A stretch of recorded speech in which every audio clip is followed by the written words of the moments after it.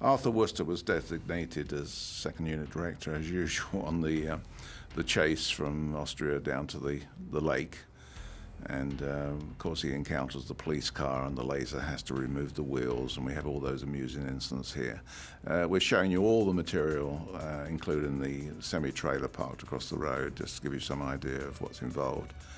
Then we go on to the frozen lake and we see the Aston Martin chased by the tanks going into the boat shed and racing across the frozen lake, with which is I find quite amusing. Here we are on the roads approaching the lake. Of course, we come to a police car that starts chasing them, and Bond then uses some of his gadgets. All this stuff was obviously storyboarded, very minute in detail, and Arthur Worcester, my second unit director, was briefed by me at Pinewood, and we went through it very carefully. He both photographs and directs, and a very useful man, very self-reliant, used to working on documentaries as well in the past. That's where I got him from originally.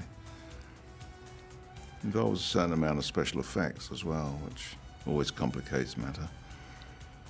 Children, special effects, animals, double the schedule. It's the saying.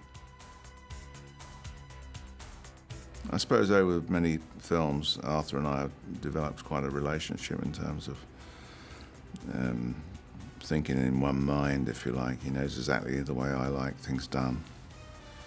I'm a great admirer of his tenacity in getting things done. He's probably a man you'd least expect to be a cameraman. He wears very thick glasses, and it seems most cameramen seem to have poor eyesight. I don't know, there's something strange about that.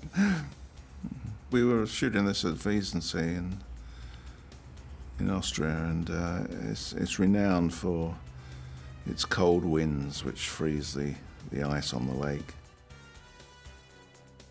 and different angles of the chase and explosions.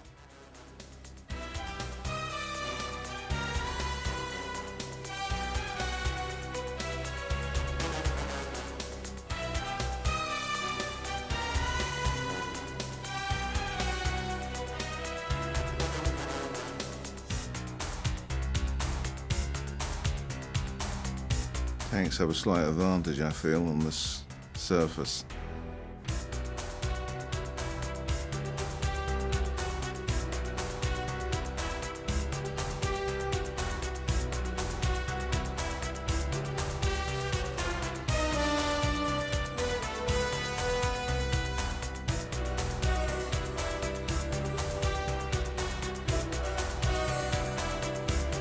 I would get a copy of Arthur's work, would come to the studio. It was about a 2-day delay. And that's what, if I needed it done again, or if I wasn't happy with the result, then I would instruct him to redo it. If you understand that a second unit is a much smaller unit than the first unit, and therefore it's less expensive, they do have that luxury of being able to go back and redo something. But generally, I can't remember an occasion on this sequence where it was necessary. I think he did such a comprehensive job. I had all the material I needed. He's got the storyboards, he's well briefed. I talk to him every evening, encourage him.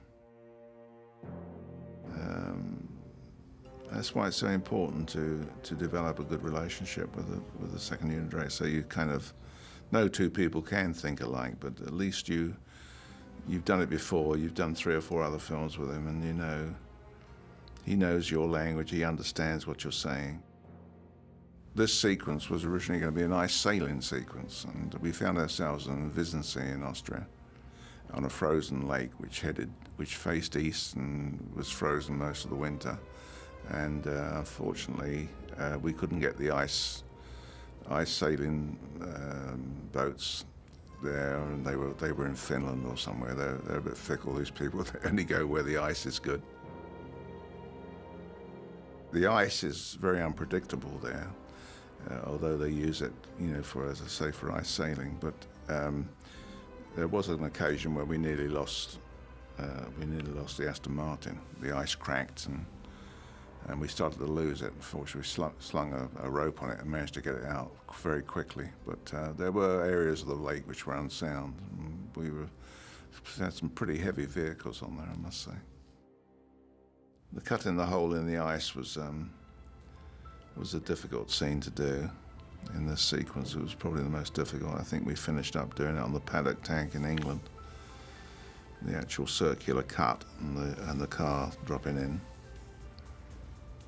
One always feels nervous about driving on ice.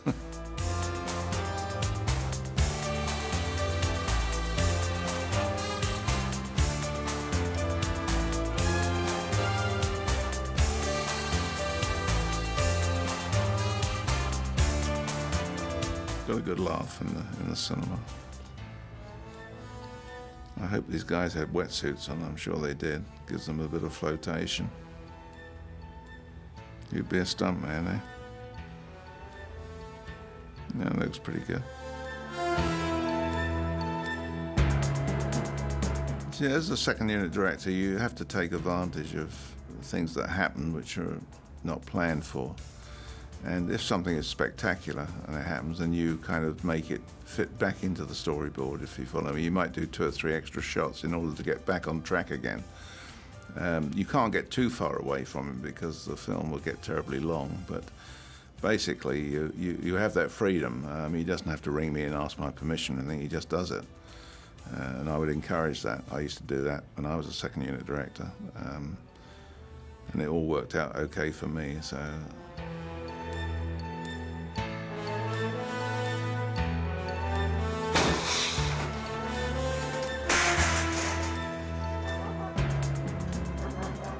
He's wonderful. He's so hard-working and conscientious, and he shoots film. You know, he doesn't dally. He gets on and he does plenty of setups, which is essential in action. So you can speed action up. You know, you need another setup to take out the embarrassments sometimes. So he's well aware of that, and he gives me good coverage.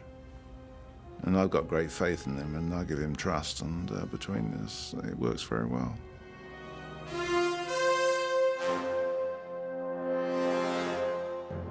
Partly second unit, mainly second unit, and partly first unit. I went down there with Timothy and Mariam Darbo for a weekend, a long weekend, about 3-day weekend. We didn't stop shooting in the studio. I found the crews something to do while I was away, and we went down there, and I ski, so you know I was able to keep up with the sledge and do the skiing down there.